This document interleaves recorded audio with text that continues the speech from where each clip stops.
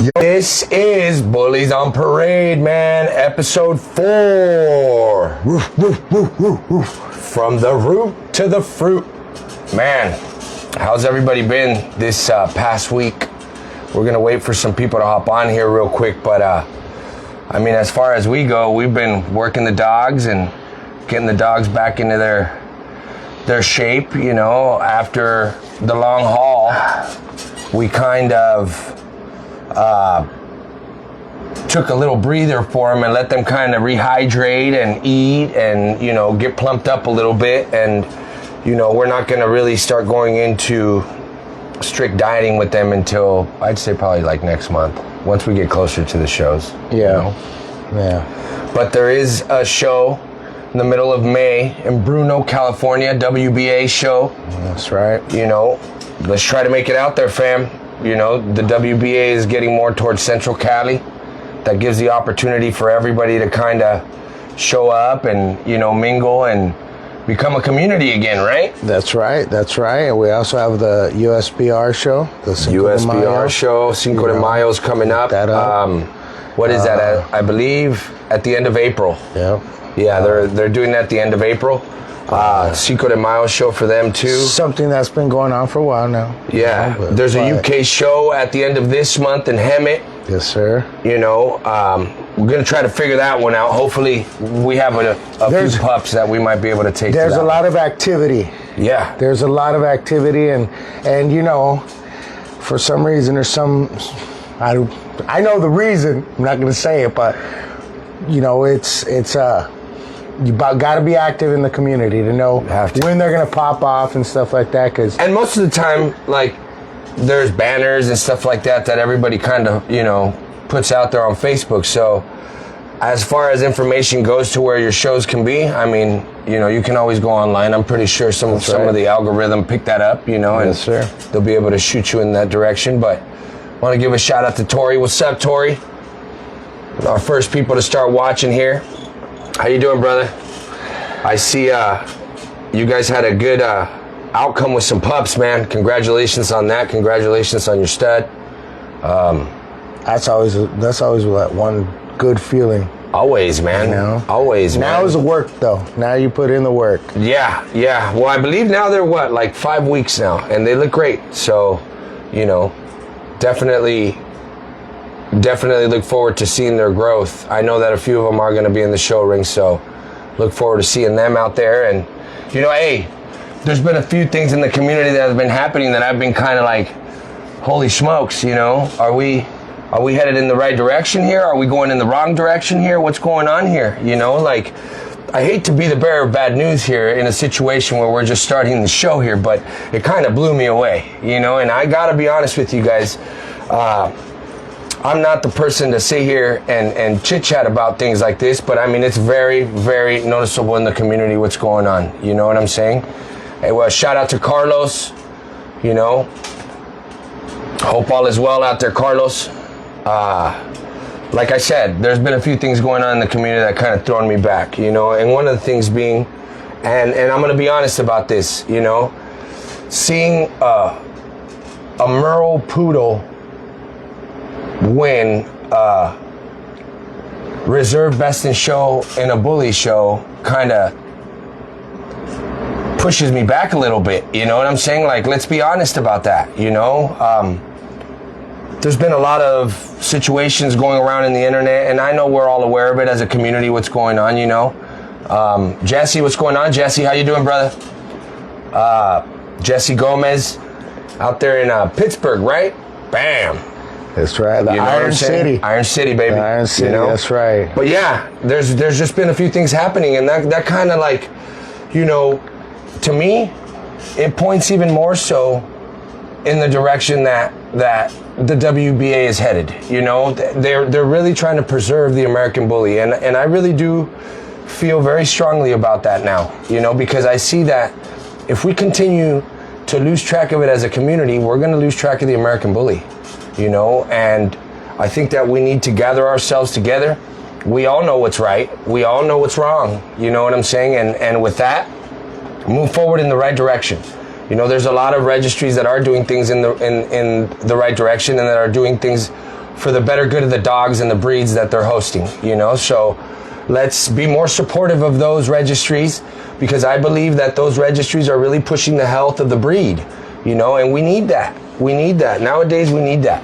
Yeah, we definitely have one agenda, first and foremost, and that's to conserve and to preserve, you know what I'm saying? And conserve as well, that type which we know is correct, you know? So that's just a thought that I had today that was kind of like on my mind, and I wanted to just to, you know, let that out a little bit, and you know, because this is alive, you know, this isn't something that's recorded, and I say this again. You're absolutely right though about that. I've been seeing a lot of old school, out of the shadows. Yes. It's almost like they woke up a sleepy giant. Yes, and I'm very happy about that, yes. Because sometimes with bad comes great changes, right? Well, that's right. And so I feel like that's where we're in a transition right now. There's a lot of great old school breeders that are coming out now and putting some of their old females and some of their old stock semen that they have in banks that are putting them to use now. And,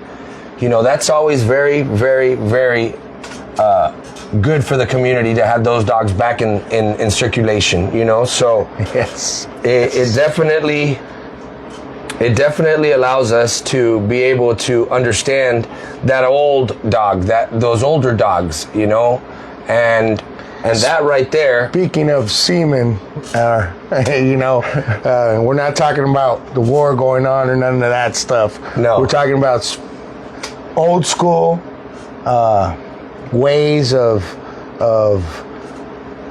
getting down to the nitty gritty when it's time to breed, and it's time to start bringing back that old blood. Yeah.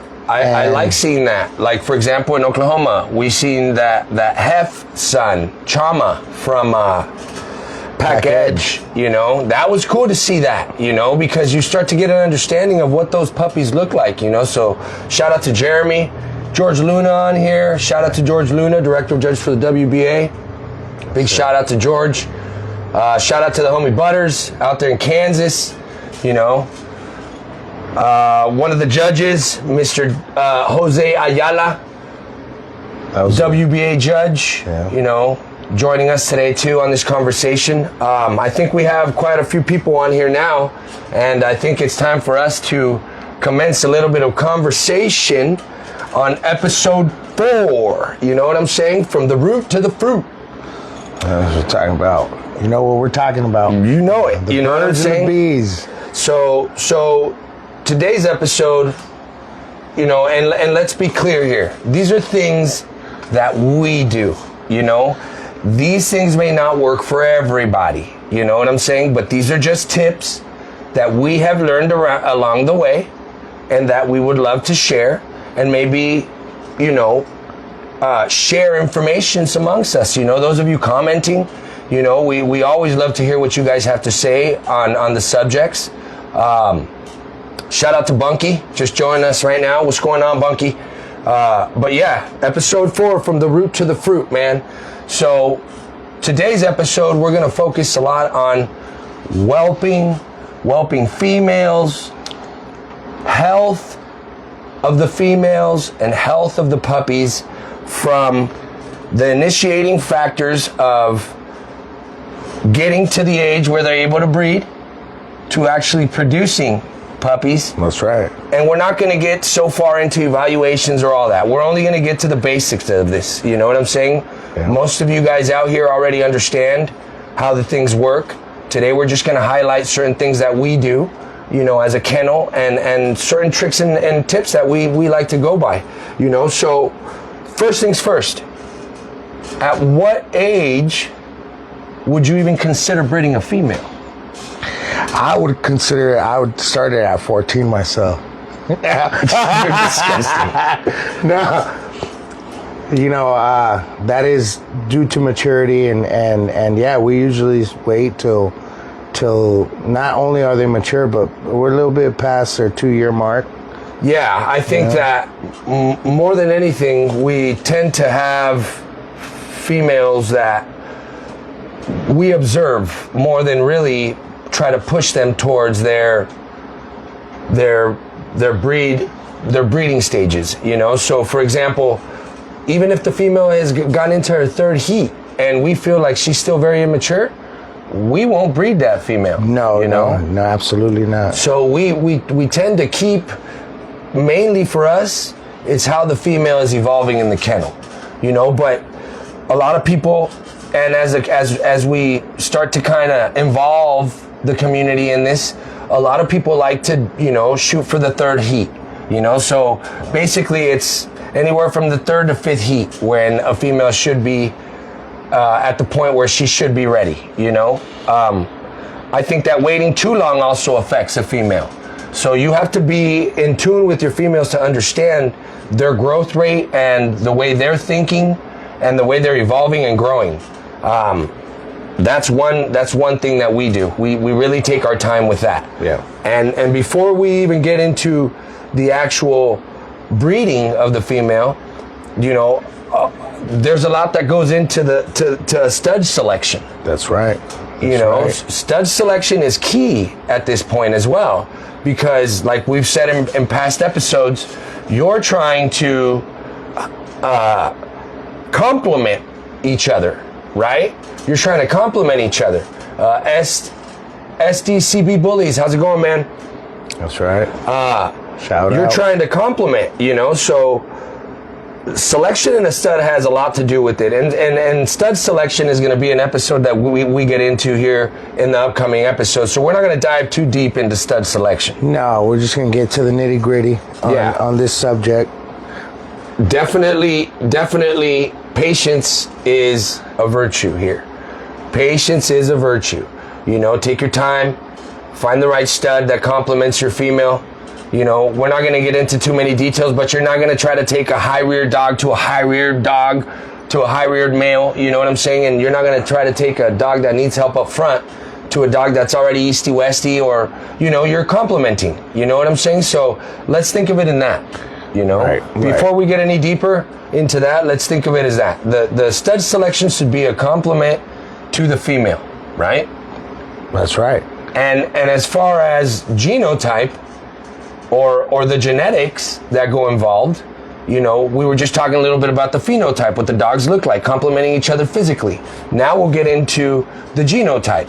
You know, are there line breedings in the mix? Are these bloods connected in any way? Can you somehow connect these bloods, even if it's, you know, and we tell people this all the time, look back at least 6, 7, 8, as many generations as you can look back.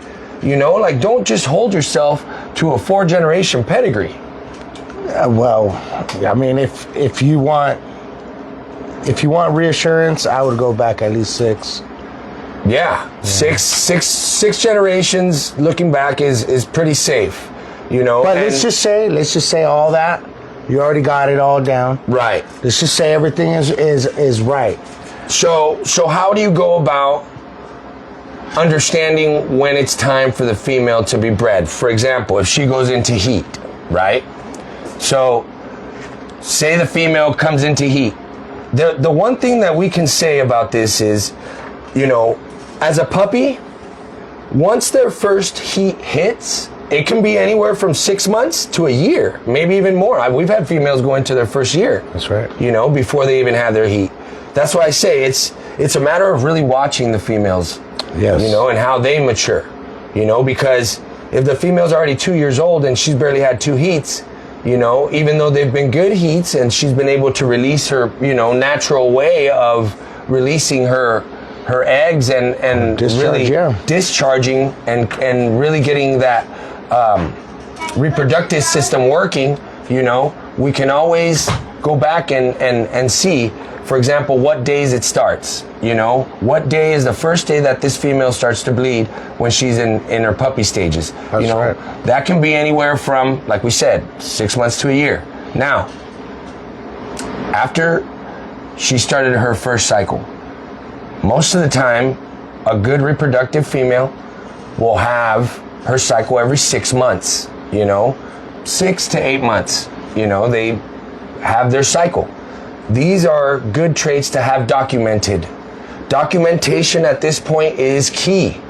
Yeah, it's the consistent, so that you can go back. You can go back, you can check out, everything that's been happening and what you got written down, and just in case you don't have such a great memory. Yeah. You'll tend to forget. So documentation is key. And hopefully you've done the right steps and you've gotten the right documentation for their grandmas, for their great grandparents from the mother's side, obviously, but obviously you have to have had some kind of information to go by. Right. Hopefully. Like in our for example, in our kennel, we really look at like the mother and the grandmother. When did we breed these females? Once they start bleeding, we start the count right then and there. Say it's their third heat, we're getting ready to breed this female. She starts bleeding, boom, that's day one. As soon as you can see a little bit of spotting, day one. We start to count that, there's a lot of things that we take in mind as well, and like I said, how far the stud may be, how if we have the stud at home, if you can naturally tie, that's even better, but at this point you're figuring out what times and what is really going on here with the female. So I would say that from day one you start to count. Us now, there's a lot of different methods to go about it, like progesterone testing, right? At what stages do you start progesterone testing to find out her hormone levels and to see where she's going to ovulate? And Rich, we're gonna knock this one real clean out of the water. Yes, we understand it. Yes, we're well aware of it. Yeah. But we OG, we old school. We like to do things naturally now. Now, what are our thoughts on it? What are our thoughts on it? Well, at this point, like we said, it's very rare for us to go and get a progesterone test now because we understand our program. We understand our females. So to us, we start our breeding processes depending on the mother. If we've had the opportunity to raise the mother as well and breed the mother, then we'd understand, like, okay, we bred mom from day 10 to 16. That's right. So then we take those same numbers that we bred mom with and we do the same thing to daughter. We keep those dates in. Most of the time we'll do a breeding on the 12th day. We'll skip a day, do another breeding, skip a day, do another breeding, skip a day. Why? Because semen will last in the canal for about 48 hours. You know what I'm saying? So to 72, yeah. Yeah. So you have still time there, even though you may be off a day or two, to be able to still have live semen in there to be able to do the job. We understand that, sometimes we want to try so hard, but hey, we're about this. If it can't happen naturally, if you're trying that extra hard, if you're trying really, really hard, sometimes it's problematic, because are those females that are born from that litter going to have to go through the same thing? Because I can guarantee you, like, those patterns persist through generations. Like, they really do. We've known these things. And we're not even get into the understanding that we don't even really know what it is to use frozen semen from 50 years. This shit's just new. All this stuff is new. Like, this is just happening. Well, it's happened now for a few years. But it's like it's something new for us. Yeah, because we really. It's new for humanity. It's new for humanity. I mean, come on, like that's some crazy stuff right there. Right. Now, you got to tell me that in itself, to be able to have the capacity to do that, that's like 21st century. Right. We weren't doing this in the old days. Nah. Guys, it was just it was natural ties, man. Really. Come on. But anyway, you would start at this point by doing your breedings, maybe skip a day, depending on what prior history you have and documentation you have. Now, if this is a new female, obviously, yes, progesterone testing is a good tool to have. Us ourselves, like I said, we don't really do progesterone testing because spending $80 every progesterone test is like, that's a bag of kibble for the dogs. You know what I'm saying, to us? So And we tend to do it like we said. If it's not meant to be naturally, or as much as we can assist in the most natural way that we can possibly do things, then maybe we need to study a little bit more and do our due diligence on our generation of work that we have, you know. But at this point, we're very blessed to be able to have a few generations of both American Bullies and English Bulldogs that we can, you know, work through and understand these females. And we have wonderful breeding females that documenting how they've been, you know, confirmed and how they've been bred really helps us along the way, because once we hit a female, it's very rare that we miss, you know, because we understand now how her cycle works. Now, there are those particular females, like Rosie, for example. This is a female in our yard that goes through split cycles. You know, what's a split cycle? To us, a split cycle is a cycle that happens 3 months instead of 6 months. But, you know, they don't ovulate in every cycle. So they might skip a cycle before they ovulate. So it's very hard sometimes to catch those females, because some of them don't bleed, they swell. Some of them bleed and they're not fertile, you know. Some of them don't bleed, and it's when it's their time that they're fertile. So it's very difficult to get those females. But with us, if that happens to us, we try to hit every heat. You know, and from that time she gets confirmed and we understand, okay, this one was the split, that's the one we carry by every time. Yeah. You know, that's the number, that's the magic number.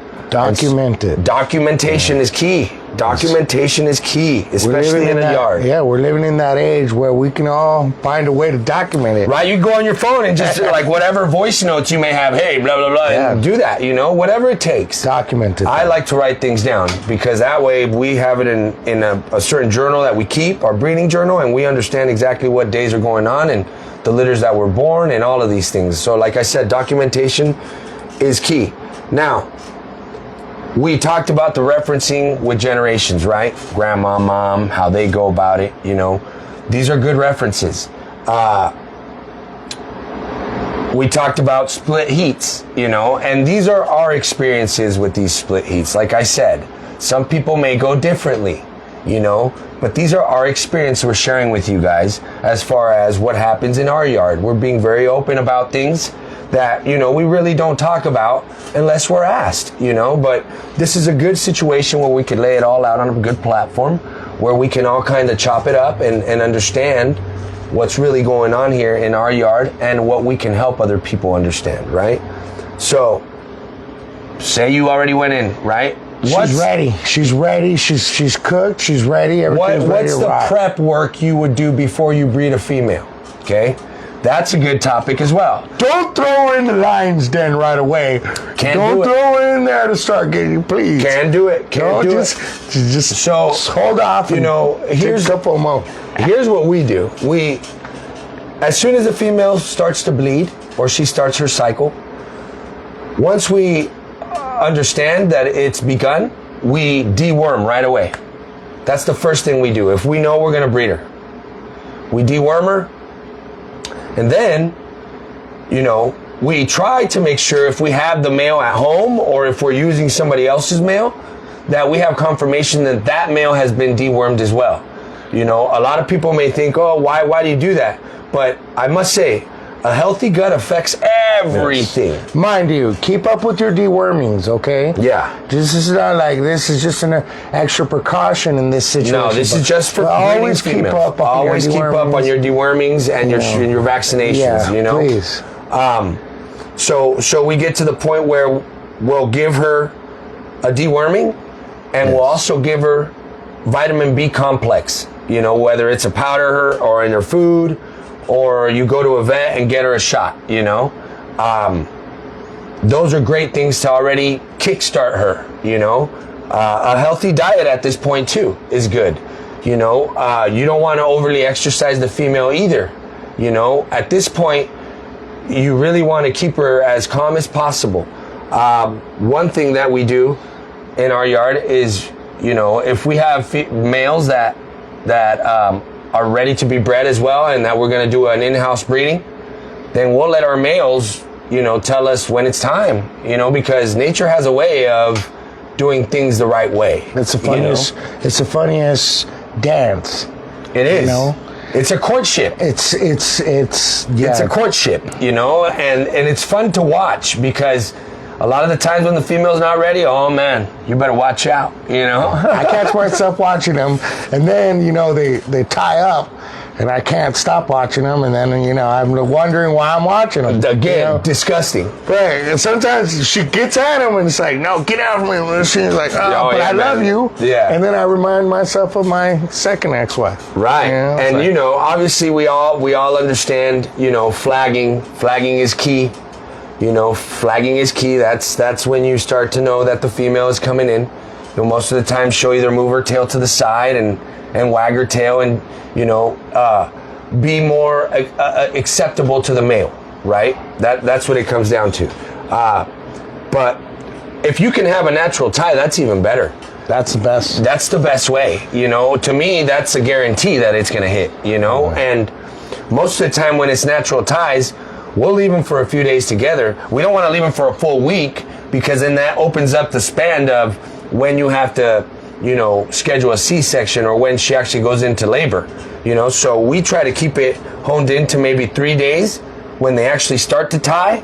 And those 3 days we leave them and we don't take the second tie or the third tie. We take the day. You know what I'm saying? The first day they tied, that's the first day we go by. And we leave them 3 days just in case.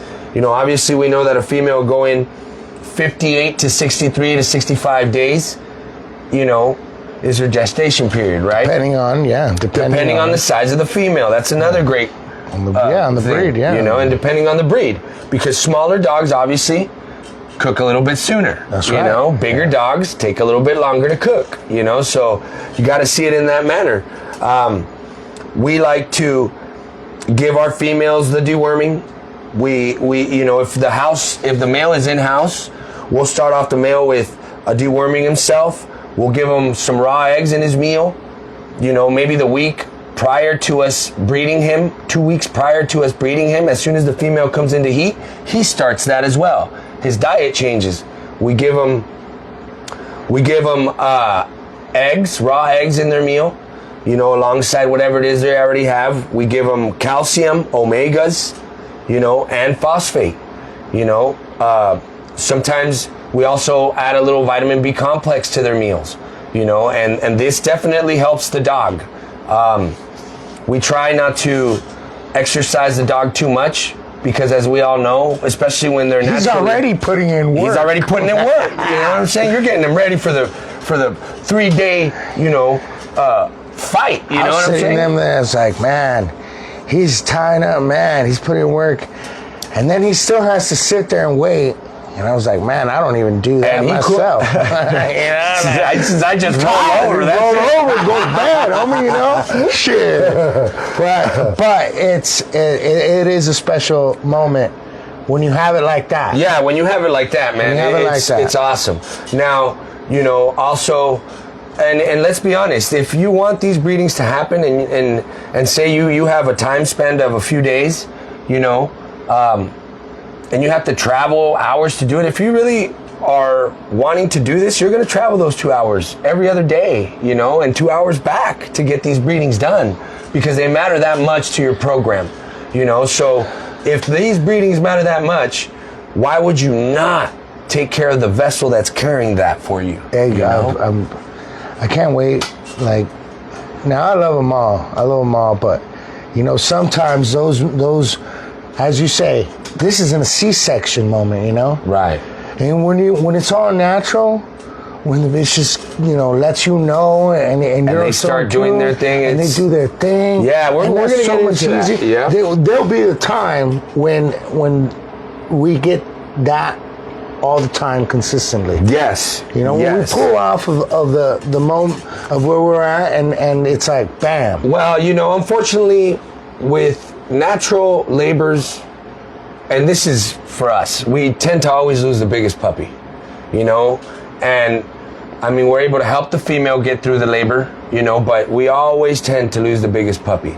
So that's one thing with C-sections is, you allow the female not to go through all that stress of labor, but also you know, I believe that when you have a good natural laboring female that can naturally push these puppies out, those females that are born from that litter can also do that, you know, because it's in their genetics to do that, you know. But you must be conscientious of the male that you're taking her to. If this is a humongous male compared to a little dog, you know, you have to understand those circumstances. But yes, we take the time to get the males ready. We get their meals ready. You know, when it's time, like I said, if it's a natural tie, we let them do their thing for a few days. We keep count of that. We understand what's going on. And then the waiting period commences, right? The waiting period commences for confirmation, as everybody likes to say, right? What do a lot of you guys do for confirmation? Do you guys get x-rays? Or do you guys do ultrasounds? Or do you guys just naturally say, well, she's pregnant, you know? What are the signs? What are the signs? Let them know. Well, I can say one sign is obviously, you know, with us, our females, they tend to, when they're pregnant, they kind of go through the same thing a human goes through. They get morning sickness.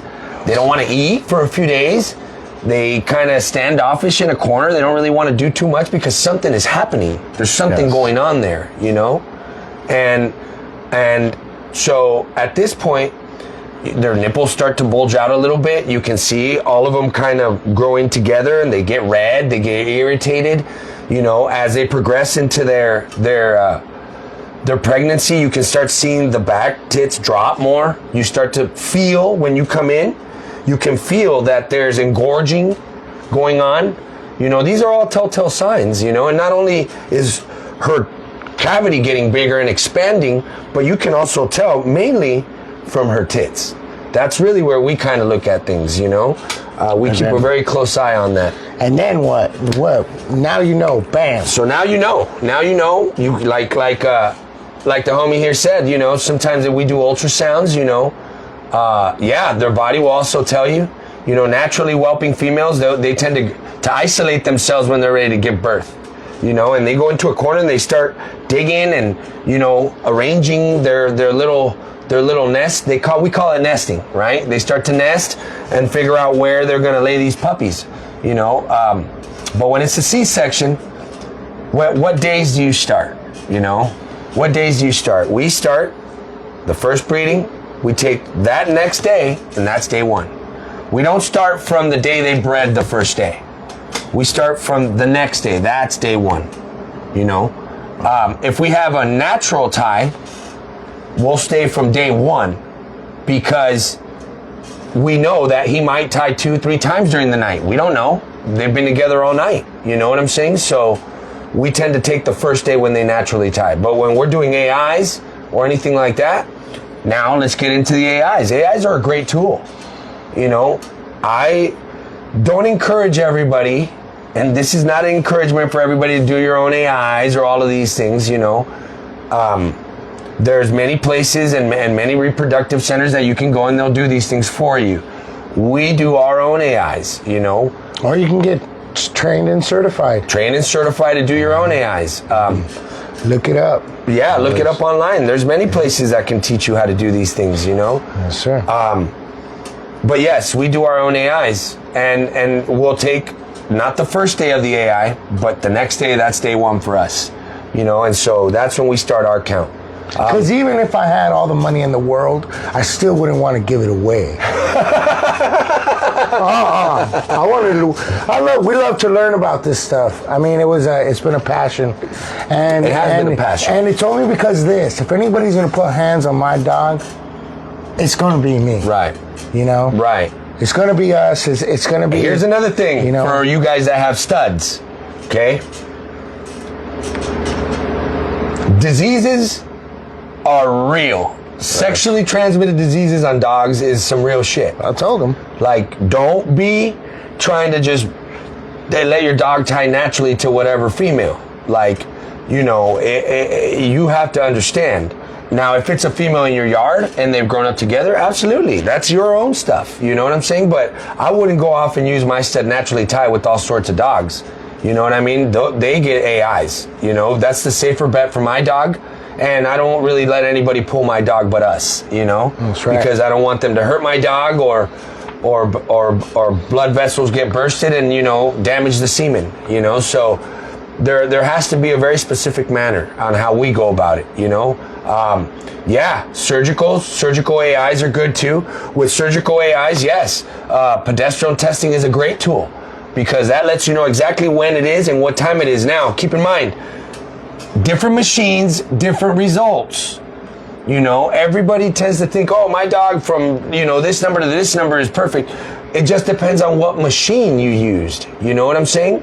So it's not just based on, you know, the numbers. It's based on the machine. You know, it's based on generations of that dog when her numbers were fertile. You know, like we take all that into consideration. So, yes.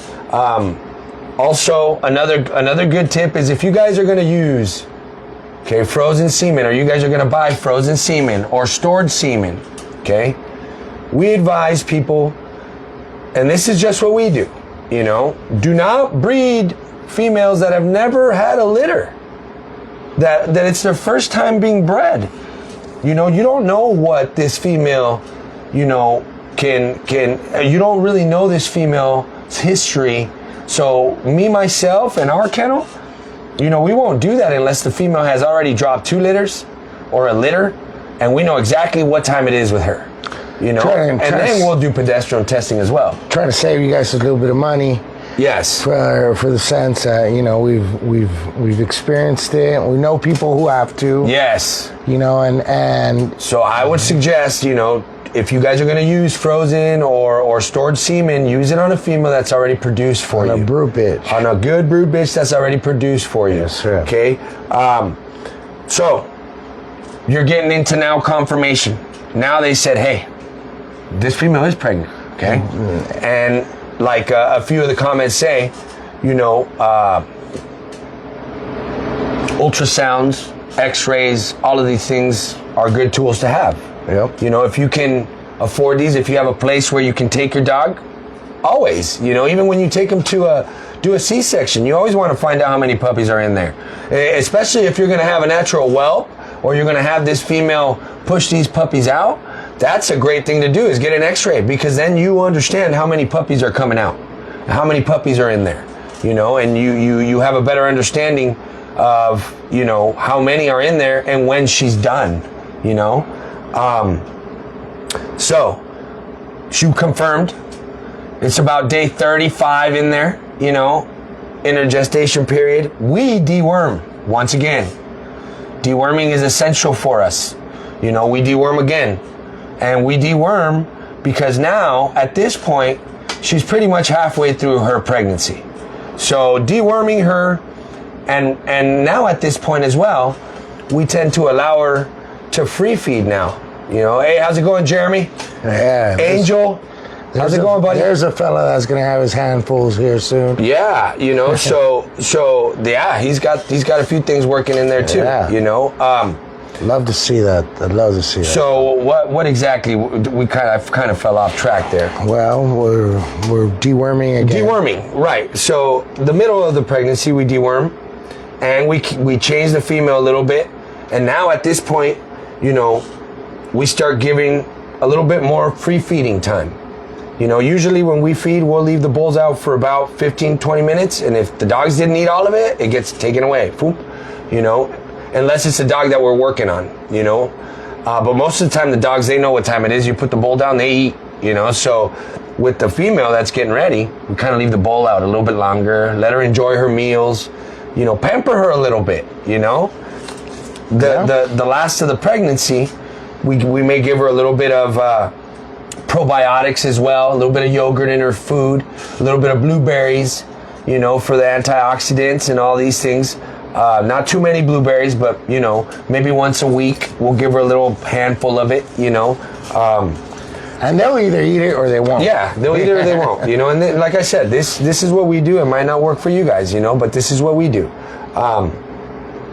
Once it gets to the point where they're about 2 weeks out, this is when we start giving real supplements, real growth supplements, because now the puppies now are growing their skeletal part of it, you know. That's right. And at this point, we start giving calcium and phosphate, and we give a vitamin A and B, And you know, these are all good things to have in hand, you know, and you can look online. There's many places where you can go online and purchase these things, you know. That's right. So that's a great tool to have, you know. The dog now is getting ready for labor now. She's ready. Bitch is ready. She's ready. Yeah, she's ready to pop. All right. She's ready to pop. What do you do? You know what I'm saying? What do you do? What do you do? You get close to these dates, right? We start kind of at like day 58. We start taking the female's temperature at this point. Countdown. You know, and really watching her. There's very rare moments where the female is alone now. You know, she's still eating normally. We still feed her normally. Usually about this time when she starts getting to have the puppies, she'll stop eating on her own. You know, but we've also had females that they don't give two shits. They'll eat to the point where they're about to pop these puppies out. You know what I mean? They But already know. these are seasoned females, you know? Yeah. But yes, most of the time they'll kind of stop eating. But key for us is temperature.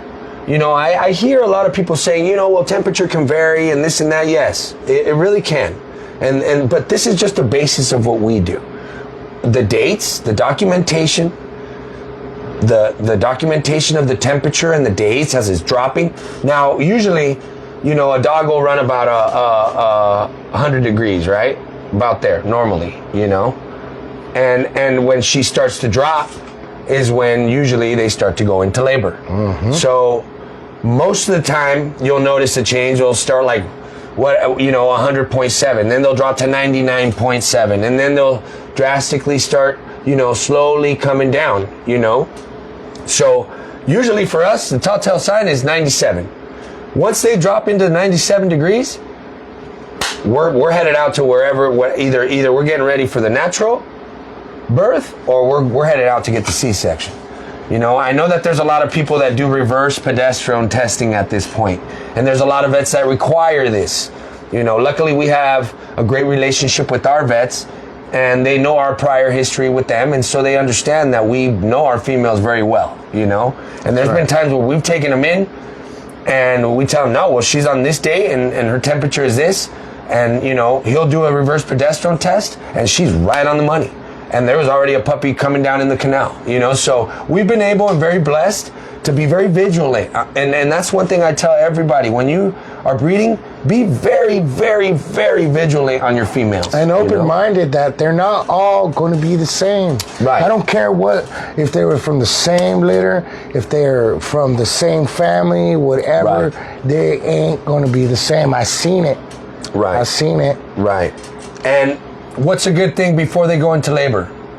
Us ourselves, if we know that their temperature is dropping, once they hit like 98 and their temperature is dropping steadily, because we'll take their temperature at this point every hour, every 2 hours, depending on how we see the female breathing and acting, right?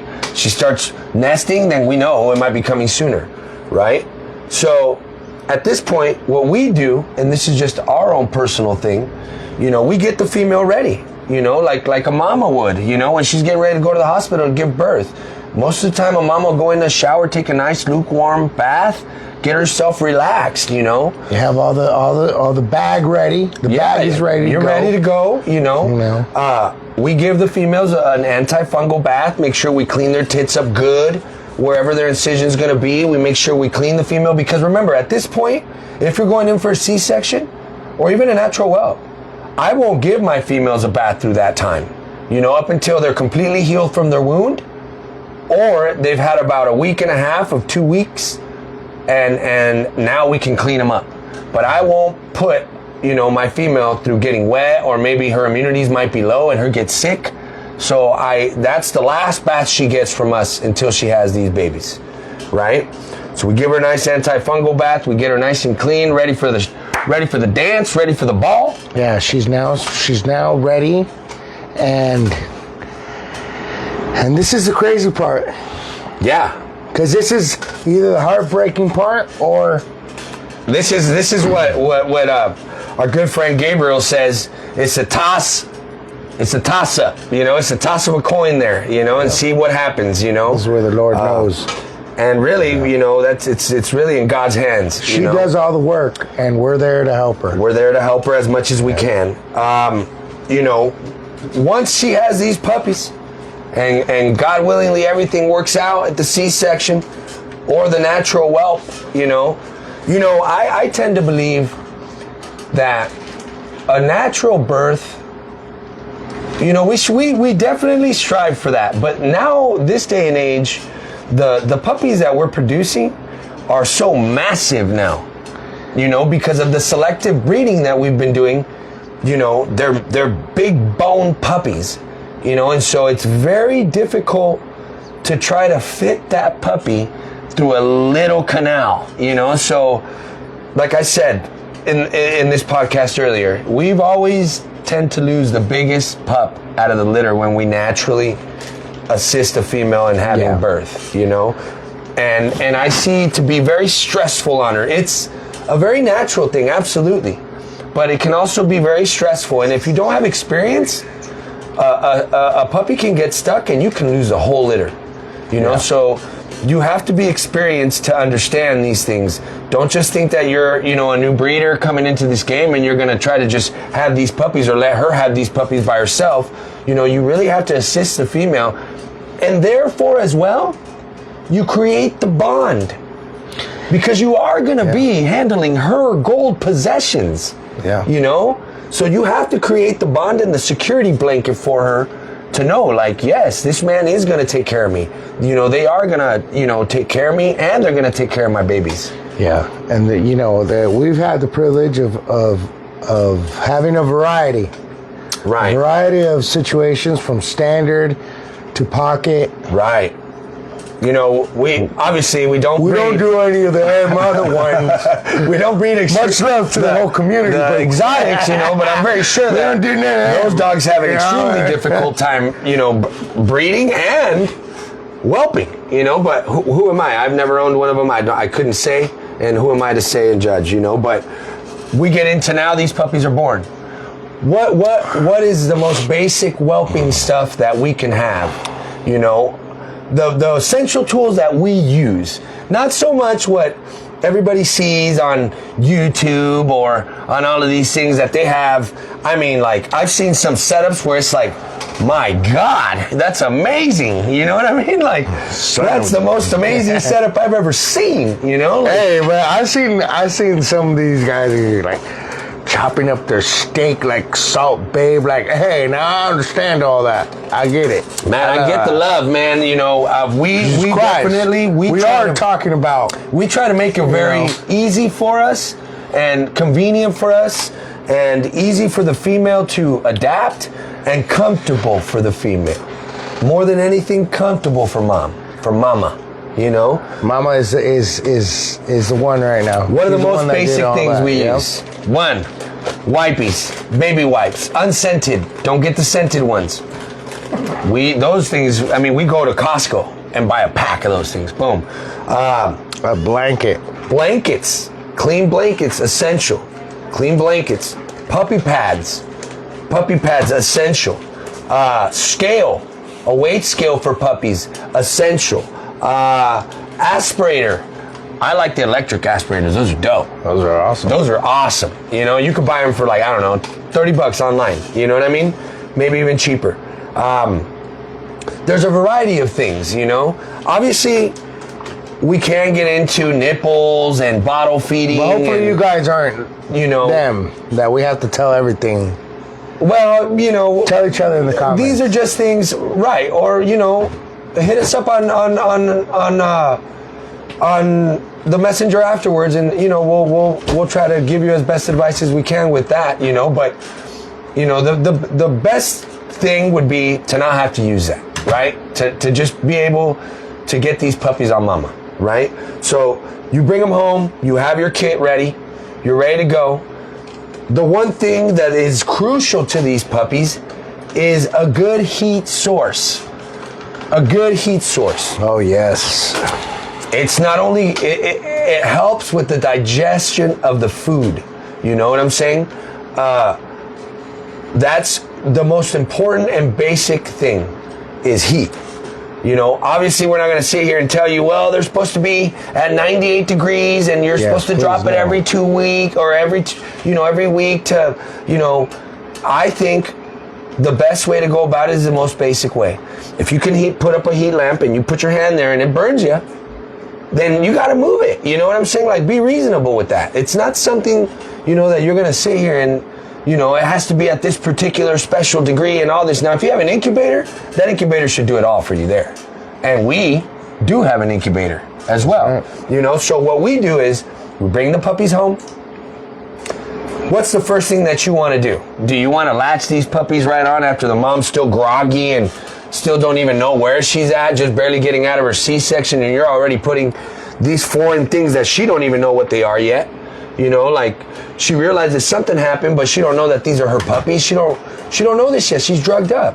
So what do? Do you attach the puppies right away to try to get that colostrum? Or do you wait a little bit? What do? We give her some space. We give her some time. She's, She just came out of a C-section. This is one of them. These are them moments. This is one of them fine lines. Yes. Where gosh, you just want her to get back, recover as fast as she can. Yes.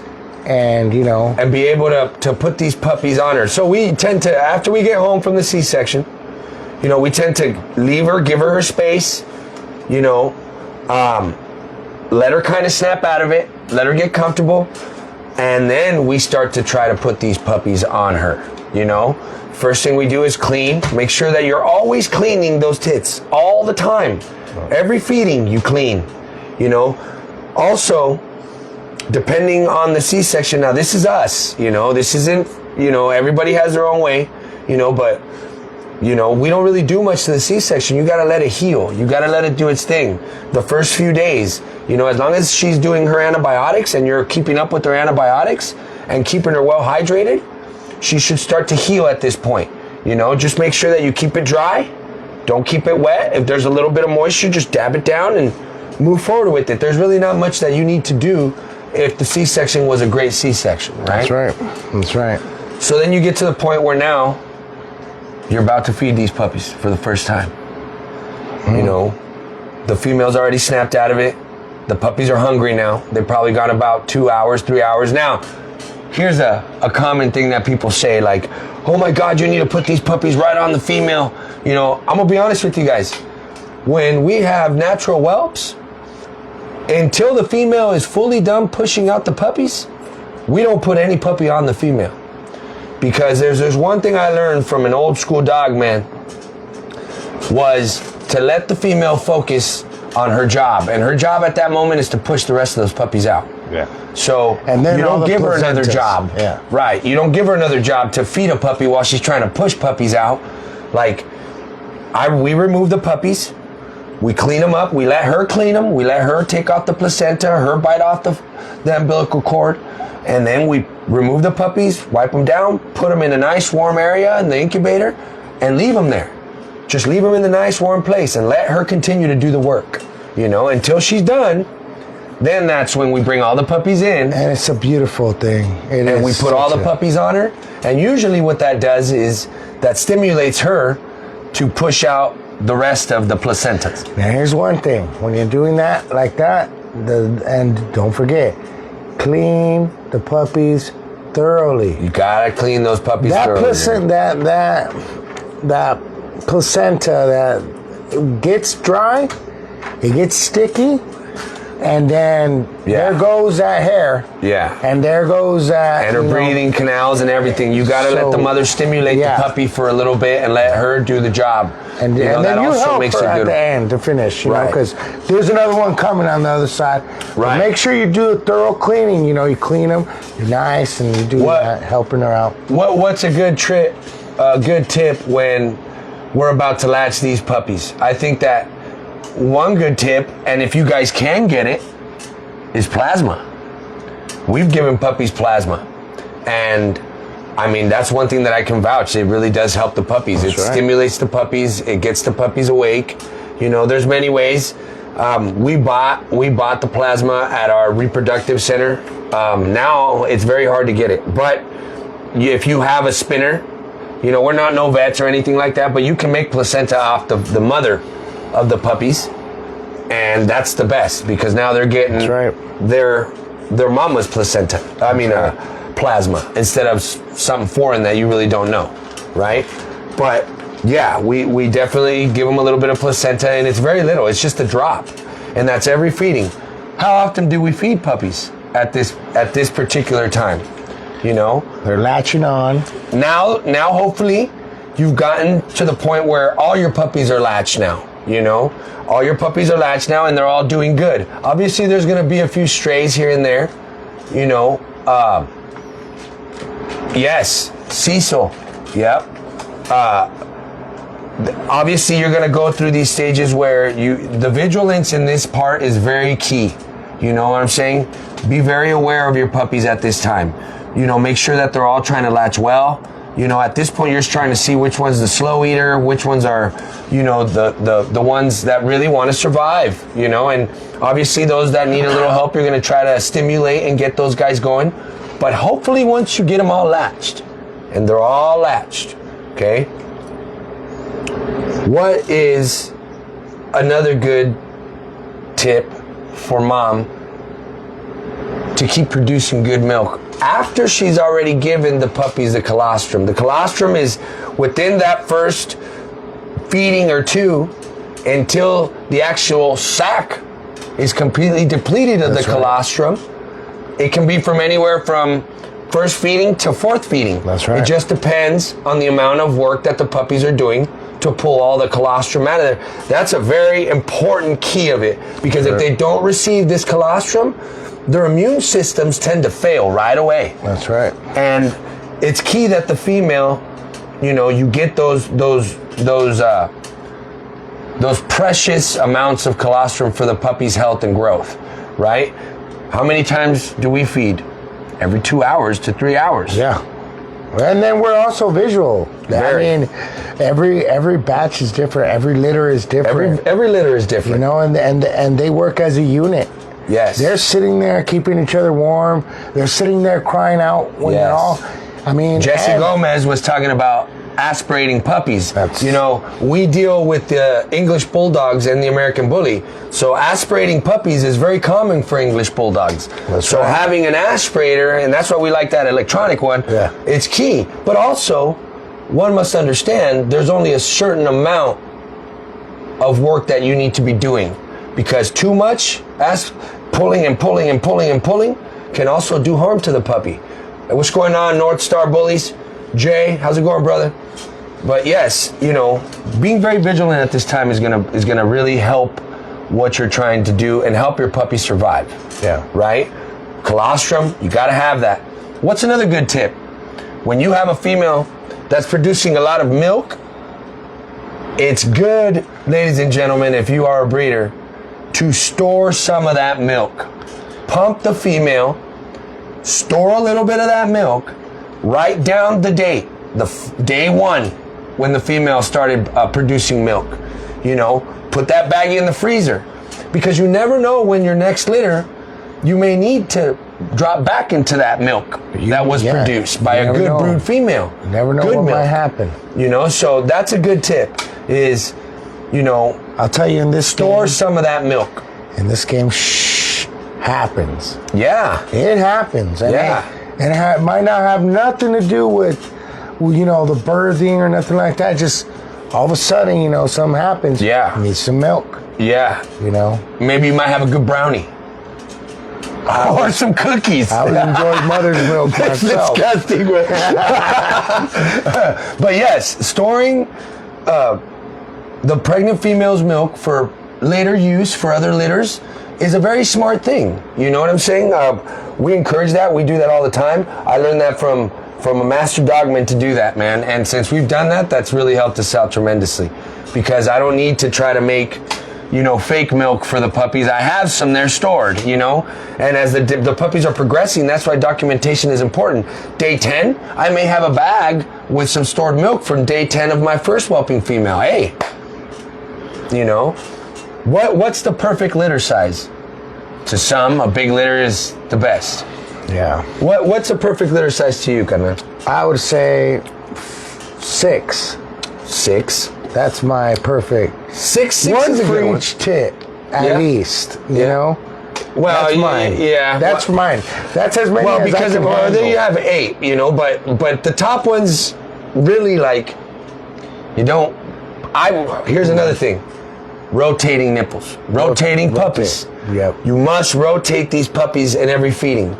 You know, obviously the weaker ones get the easier where it's easiest to pull the milk, where it's more full of milk. You know, but you want to continuously rotate the puppies because at this point the female producing so much milk, you know, that there's a chance of mastitis happening if not all the milk is completely drained and the glands continue to produce. That's a you know, problem. hydration is key at this point as well too. Hydration is key. We tend to once the female has laid, giving her colostrum, the puppies are now to sleep. Now they had their first feeding. You know, we let the female snap out of it, and you know, maybe after the second feeding, we'll try to offer the female some food. But our food we give her is nothing hard. It's nothing, no hard kibble or anything like that. We'll cook up a little stew of some veggies and a little chicken and give her the broth and shred the chicken down and just give her that. So it doesn't hurt her belly. You know what I'm saying? Remember, blending everything. I mean, softening her food up and giving her. They love that. They love it, you know? and giving her magnesium, phosphate, calcium, vitamin B complex. All these things help at this point. Because now this is on the real.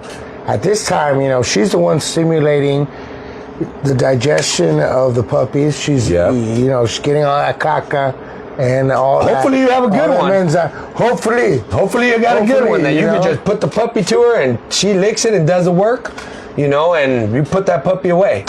Obviously these things tend to happen after the second, third breeding and they've already gone through it, so it takes experience, obviously. But you know, in that sense, you know, we're talking about that everything is going the way it's supposed to. Right. So in a perfect world. In a perfect world. You know, in a perfect world. Obviously we can get into, you know, puppies not eating and what do you do then? You know, well, tube feeding. Or the bitch not producing milk. Or the female not producing milk. You know, that's another one. Like there's a few things you can do for that. You know, us ourselves, we have a very good relationship with our vet. And our vet tends to, after he does a C-section or she does a C-section, they give her an oxytocin shot and that cleans her out. And also helps the production of milk, stimulates the production of milk, next stage, kicks the hormones up so she can get to the next stage now, right? Yeah. But this is through your vet, you know. Don't try to do these things at home. If you don't know what you're doing, go to a vet, go to a licensed vet to do these things, right? That's right. So then we get to that point, right? The puppies are now eating. They're eating every 2 hours. They're growing. The mama's eating good. She's very well hydrated. You're giving her calcium now, you're giving her phosphate, you know, you're giving her all these good things to help her produce good milk. She's producing a ton of milk. You're rotating the puppies. You're keeping some milk stored, writing down the days, putting them in the freezer for further breedings that you might need that milk. Because I'm telling you, that comes in handy. I'm telling you. Hey, and don't think we're not giving you guys all the info that we got. Like, if you guys got some info, share it with us too. Yeah. Like, we're students of this shit. Yep. Like, we want to know. Big shout out to Oscar Gomez. You better be sharing everything. Whoa. Yeah. Right? Hey man, I'm telling you, man. These things that we tell you guys are things that we've learned along the way from great dogmen. You know, and we're very honored. And it's a privilege for us to be able to learn these things, you know. So we try to share with everybody, man. We're an open book. Like they've told us, you know, we're not working with them. We're working alongside of them. Yes. And we'd like to share that with all you guys. We're all working alongside each other to make the community better, to make the breed better, right, and stronger. So at this point, you know, we already talked about maybe, you know, having a licensed vet help you with the production. If you don't, there's also another product, Oxymama, that can help. I personally don't use that product. I don't give that product through pregnancies because that tends to have water babies, and I've heard it from many vets. You know, I think Oxymama should be used at the beginning of the milk process. You know what I'm saying?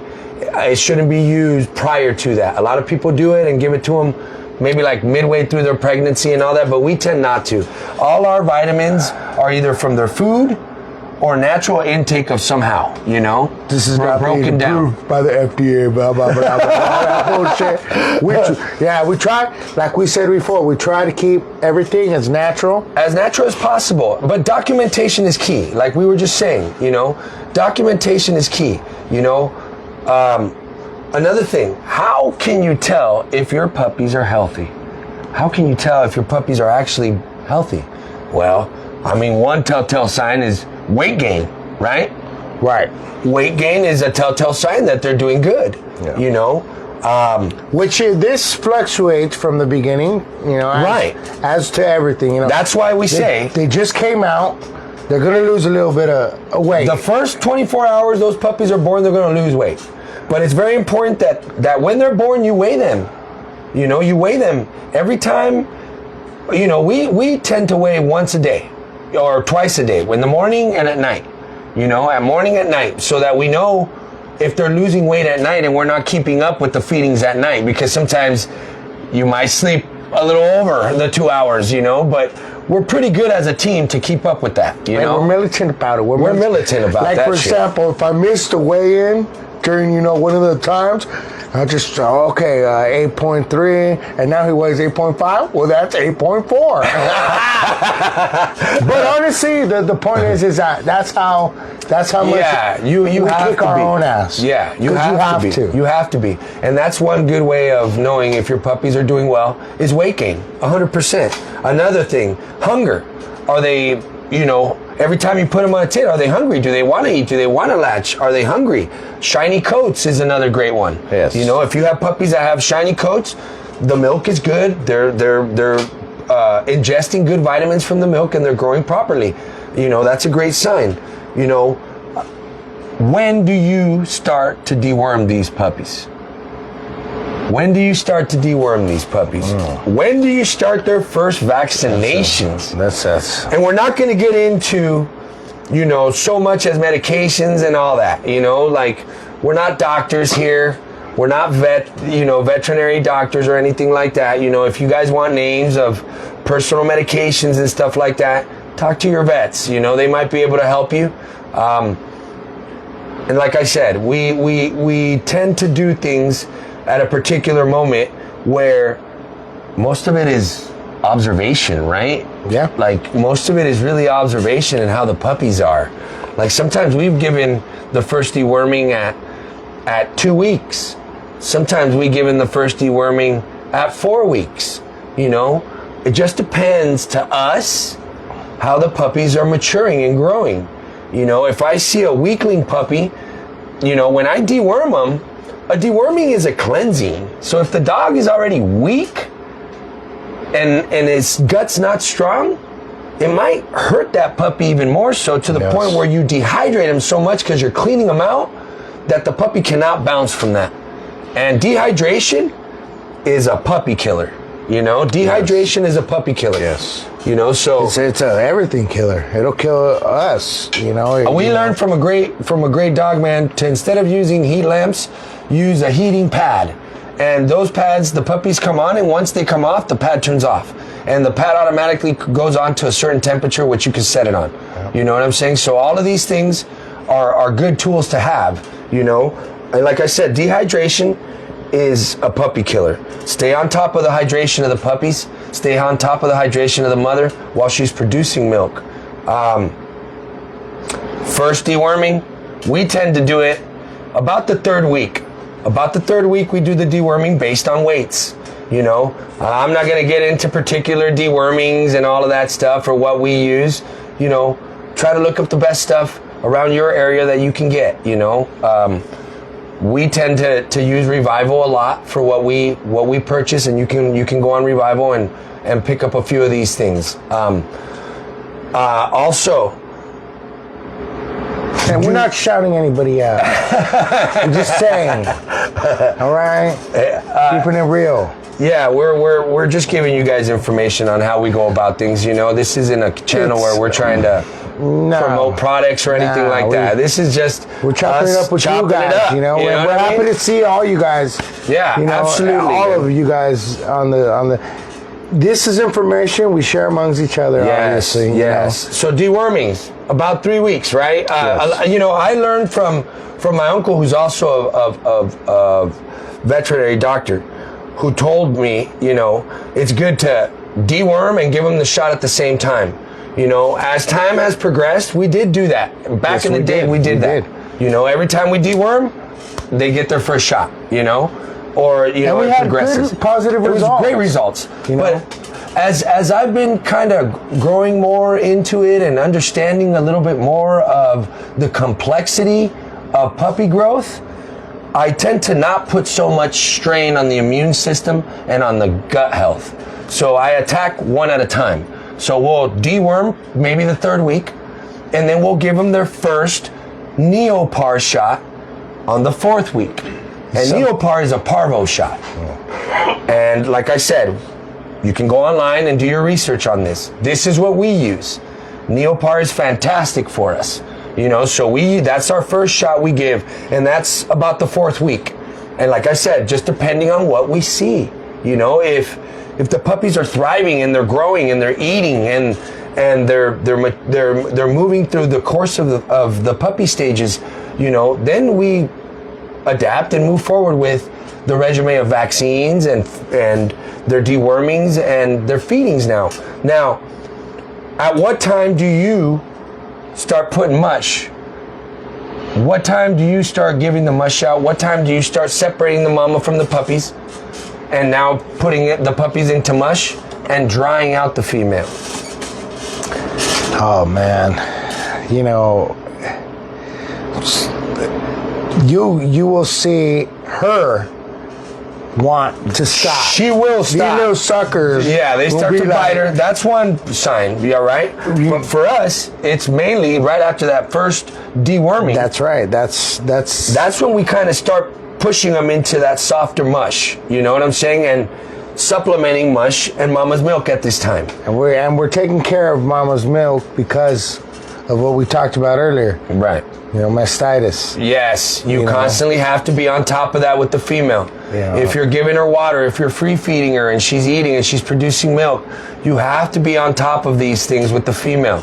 Make sure that you're on top of her antibiotics as she's progressing. You know, and this is the milk situation. Yes, you know, because this is it affects the milk. It's a big situation. If the female gets sick and she may go septic because she's not receiving the right antibiotics for her wound, and she goes septic, that milk is bad. It's infected, and if you give that to the babies, you're creating a cycle. You know, so that's why we've heard some terrifying situations of this really happening. You know, and I'm sure everybody here in the community can share a story of that happening. Like, it's something that sucks. Yes. You know? Yes. But it takes that vigilance to do it. Papa Pitts, OG Ramos, nice to have you on board, brother. Thank you for tuning in. Yes, and it does all depend on the progress of the puppies. Absolutely right. And we tend to be, that's what we're saying, we tend to be more vigilant on these things and really take it in as how the puppies are developing. Having breeding bulldogs and American bullies. Yes. Has taught us a lot. Complete different. Yes. Like complete different. It really is. And a lot of people may think, oh, you know, puppies, you know, all puppies and all breeds are the same. They're not. To us, they're not. Believe me, to us, they're not, because we have both and generations of both. And it definitely has been an ongoing learning process, you know, and students of the game definitely has brought us to a point where we have to be very vigilant on everything we do, document everything, you know, from the dewormings to the vaccinations to the weight gains on the puppies to, you know, when you know, was the female's last day of her antibiotics, you know, when the puppies are ready to go on mush, like we were saying, right? Once they go on mush, you know, actually, I talked to OG Papa Pitts about drying out a female. And he gave me the most basic information that time that has really helped us by the way. And the most natural way is cut food from the female for a day or two. You know, it may sound a little harsh, but the truth of the matter is, it really does the job. And it does it in its own progressive manner. The female automatically adjusts to these things, you know. Obviously, you know, you want to not so much have the puppies go back on her because they keep stimulating to produce, right? But you also have to be very conscientious of mastitis. So you must drain every once in a while as she's starting to stop that process, right? But shout out to OG Ramos for that tip. That was a great tip, man, and we use that all the time. And those are them things is to save your pocket before you go and give her a shot. You know? Yeah. There's shots for that, and talk to your vet about these things. You know, we're not gonna, like I said, we're not gonna get into medications and all that. But talk to your vets. There's other ways as well to go about it. You know. Some antibiotics will cut the milk completely, but those are things that you talk to your vet about. What's best for your dog? But hopefully your puppy's already eating mush. Right. And so you ain't got, in a perfect world, we're talking about in a perfect world. Yeah. So at this point, your puppies, they're eating mush. They're on mush. They're about week 4 now. They got their first shot. Their dewormings are coming along. They're progressing. They're starting to progress in growth and really gain that weight now and looking like some real nice pups now, you know. When do you allow these puppies to be out and interact and move and join the rest of the pack? For us, it's pretty much after that first neopar shot.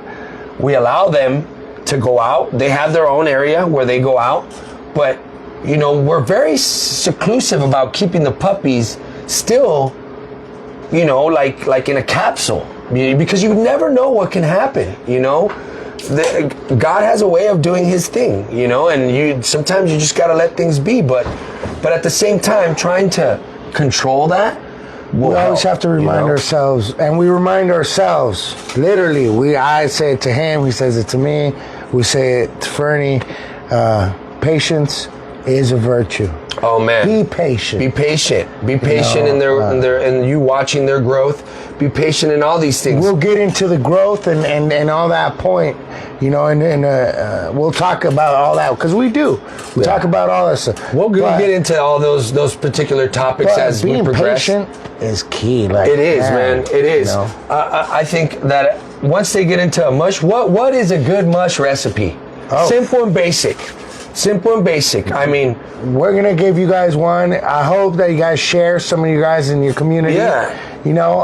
And it's pretty basic. There's nothing really extraordinary about it. I've seen mush recipes like they're damn gourmet. I'm like, man, I want to try that. Hey, baby, by all means, you might see me eating out of that dog tray. I ain't gonna lie to you. I've seen some. I'll be looking at me like, man. I'll eat that shit. That looks delicious. I'll eat that, I'll eat that spread. But getting to the nitty gritty, I mean, what's a good recipe? To us, puppy kibble that the female's already been eating, you don't really want to change too much of that. We ground that puppy kibble up, Powder ground. Yep, powder ground. We add a little bit of goat's milk. If you can get raw organic goat's milk, even better. You know what I'm saying? If you can get fresh goat milk, even better. You know what I'm saying? If you can get fresh goat milk, we also put a little bit of baby cereal. That's pretty much the basis of our mush. There's not much to it. Like, we're not trying to add all these things to the puppies because at this point too, I'm watching weights too. And then this is where, don't forget that refrigerated milk that you had from the mama. Yeah. This could be a great time to add to the mush. And and that's just if But I mean, if you don't have goat's milk, but if you have, save that. Save that for a later breeding. Save that because you'll need it. If you don't have that, then you can go base more on the mama's milk. Then great, but. Save that milk for later breeding, a time where you can really use it and you don't got no milk and you may need some. That's true. So go through it with that. The puppy mush is very basic and simple, man. We don't add too much stuff, and same thing with what the female is getting. Most of the time, we'll give her some hard kibble, add a little bit of the mush to her meal, and give her a little bit of goat's milk too. You know, and here you go. She gets that too, to replenish everything that she's been losing. At this time too, we're giving the females some phosphate, calcium, you know, vitamin A and B complex. You know what I'm saying? These things will help her. You know, every once in a while, give her a raw egg with the shell and everything in there, you know. Little things like that. She's healing. Don't forget about her just because you got all these new little puppies. Yeah, she's you healing. Dogs, you already know. Because we all know, man, once you let the puppy, the female is kind of like, oh, she'll be okay, and she's over there, you know, but the puppies are running around, and you care more about the puppies at this point. But I love my mother. Yeah. You know what I mean? Yeah, mama, Thank man. you. Take care of those females. You know what I'm saying? Take care of your mamas. They already gave you what you were looking for. They already gave you what you put them through. They didn't want to go through that, but you put them through that. And it's your responsibility as a breeder to really take care of these dogs, you know? Don't be one of these people that have dogs, breed them, get rid of them, do all these things, and don't really give these dogs the opportunity to grow in your yard, to really see how they develop.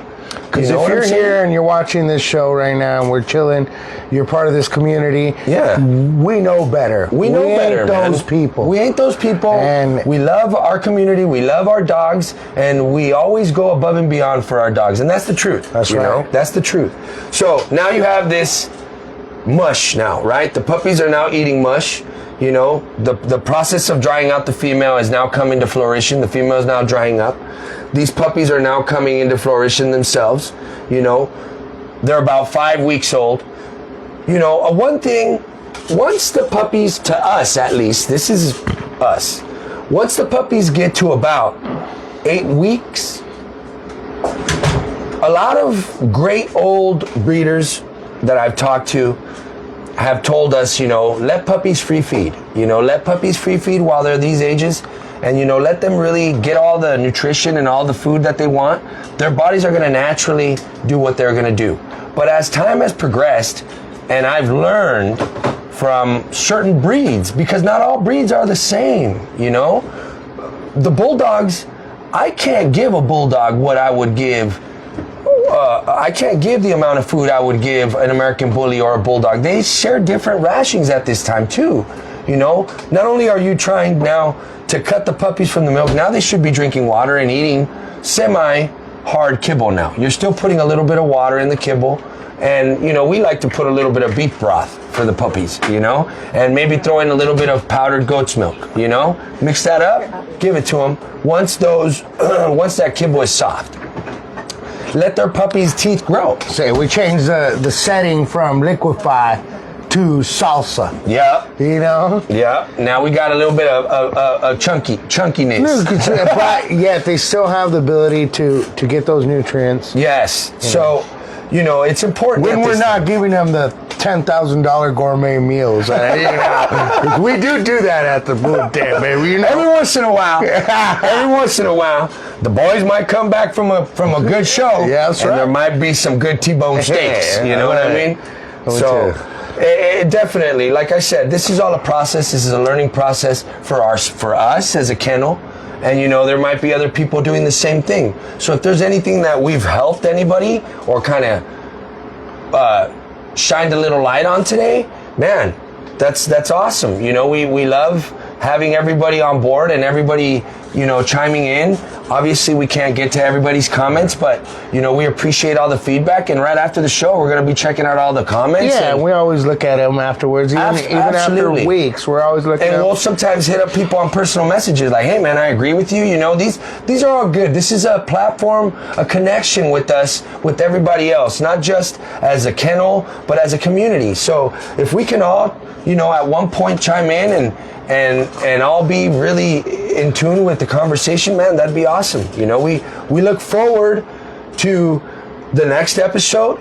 You know, I think any more of this process here about whelping, I think we pretty much hit the basis of a good situation for you guys. You know, as far as the development of puppies, there'll be a further episode for that, and we'll get into that. But yes, Watch puppies' weight when they're puppies. Don't obsessively put weight on these puppies. I know that big puppies are cute, but you're really not helping the puppy. You're hurting the puppy. Yeah. As it develops, their joints are still not fully intact. Their plates are still not fully intact.